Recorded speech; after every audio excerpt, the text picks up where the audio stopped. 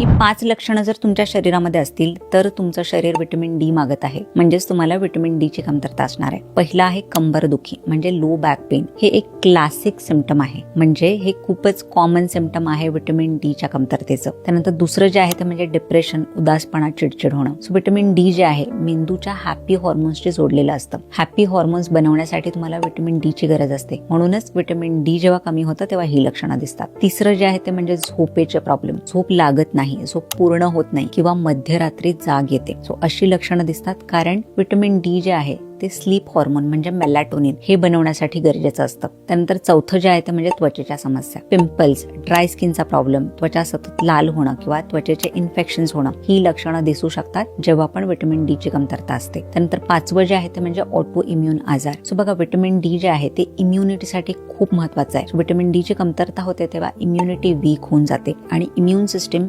शरीरावरच attack करायला लागते आणि म्हणूनच ऑटो इम्युन आजार होतात, जसं की एक्झिमा, सोरियासिस, रुमॅटॉइड आर्थरायटिस आणि बरेच असे ऑटो इम्युन आजार आहेत जे व्हिटॅमिन डी च्या कमतरतेमुळे होऊ शकतात. सो बरेच जण लक्षणांनुसार औषधं घेत राहतात, पण रूट कॉज म्हणजे कारण काय आहे ह्याकडे लक्ष देत नाही. सो व्हिटॅमिन डी ह्याची साधी एक ब्लड टेस्ट आहे, ती केल्यानंतर कळून जाईल की तुम्हाला व्हिटॅमिन डी ची कमतरता आहे की नाही. आणि व्हिटॅमिन डी शरीरामध्ये व्यवस्थित राहण्यासाठी योग्य डाएट, त्यानंतर सूर्यप्रकाश आणि सप्लिमेंट्स ह्याची गरज आहे. सो हा व्हिडिओ जो आहे सर्वांसोबत नक्की शेअर करा.